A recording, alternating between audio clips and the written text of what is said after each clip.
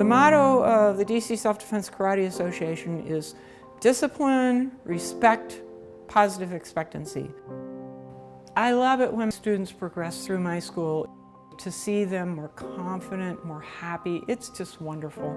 It is the big reward of my life. I started martial arts strictly to learn self-defense.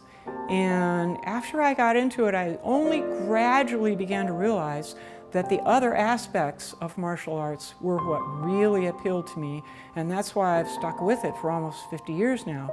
The strength, the fitness, the health, the healthy attitude, the healthy emotions, the healthy body, and the ability to look at things in a much more positive way, to persist no matter what, and then to feel a great sense of mastery and ability to do something no matter how hard it was.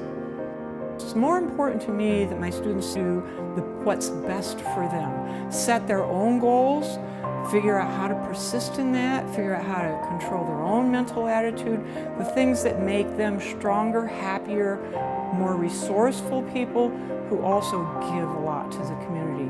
And within this community, there's a lot of giving. Everybody gives. The kids give to us, we give to the kids, everybody gives to each other. The encouragement and the community and the feeling of being in a family are very strong and very supportive. I enrolled Ismail because I figured that one, he needed to do an activity, and why not be an activity that teaches discipline, that teaches sort of self-control and also protection for oneself. What he enjoys the most is learning new techniques, is also learning how to express himself verbally and physically, and I see the progression throughout the months and the whole year, really. I've always been interested in martial arts and learning how to do it, so I just took it as an opportunity and I began. I had a little part where sometimes I didn't want to go, but then I started really getting into it and I went as much as I could every single day.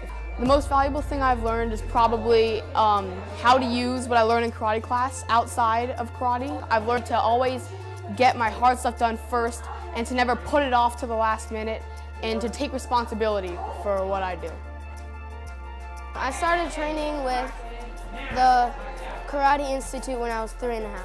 And I've gone from being really small and not really knowing to being serious, committed, and working as hard as I can in class.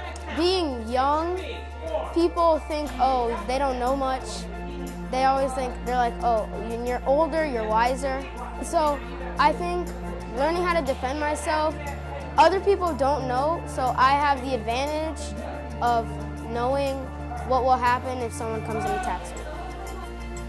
It's not all about getting the black belt, it's all about what you were able to take away from it. A black belt symbolizes that you stayed with what you were doing, you were determined, you kept a good attitude, and you made it all the way to pretty much the end of your journey in karate.